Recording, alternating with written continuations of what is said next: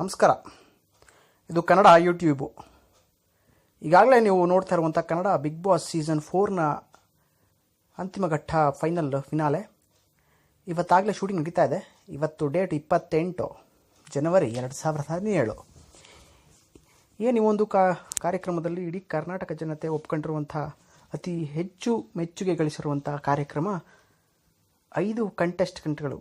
18 ಕಂಟೆಸ್ಟೆಂಟ್ಗಳಲ್ಲಿ ಕಡೆಯ 5 ಕಂಟೆಸ್ಟೆಂಟ್ಗಳು ಈಗಾಗಲೇ ಫೈನಲ್ ತಲುಪಿದ್ದಾರೆ.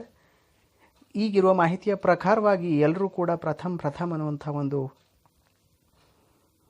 ಮಾತನ್ನು ಏನು ಹೇಳ್ತಾ ಇದ್ದೀವಿ.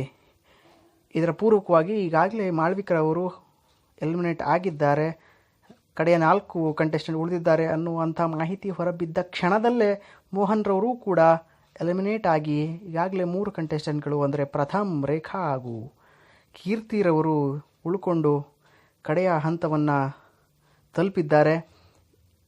ಈ ಬಿಗ್ ಬಾಸ್ ವೋಟಿಂಗ್ ಲೈನ್ಸ್ 12 ಗಂಟೆಗೆ ಮುಗಿದಿರುವ ಕಾರಣ ಅದರಲ್ಲಿ ಅತಿ ಹೆಚ್ಚು ಮತಗಳನ್ನು ಗಳಿಸ್ಕೊಂಡು ಪ್ರಥಮ್ರವರು ಗೆಲ್ಲುವ ಸಾಧ್ಯತೆಗಳಲ್ಲಿ ಹೆಚ್ಚನ್ನು ಮಾಡಿಕೊಂಡಿದ್ದಾರೆ ಅಂತ ಆಗಲೇ ಬಿಗ್ ಬಾಸ್ ಮೂಲಗಳಿಂದ ನಮಗಾಗಲೇ ತಿಳಿದು ಬಂದಿದೆ.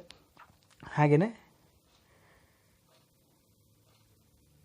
2ನೇ ಸ್ಥಾನದಲ್ಲಿ ಕೀರ್ತಿ ಹಾಗೂ 3ನೇ ಸ್ಥಾನದಲ್ಲಿ ರೇಖಾ ಇರಬಹುದೆಂಬ ಗುಮಾನಿ ಕೂಡ ಇದೆ. ಈ ಎಲ್ಲದರ ನಡುವೆ ಬಿಗ್ ಬಾಸ್ ಯಾರಿಗೆ ಗೆಲುವನ್ನು ಹಾಕ್ತಾರೆ ಅನ್ನುವಂಥದ್ದು ನಮ್ಮ ಮುಂದಿರುವ ಪ್ರಶ್ನೆ ಸ್ನೇಹಿತರೆ.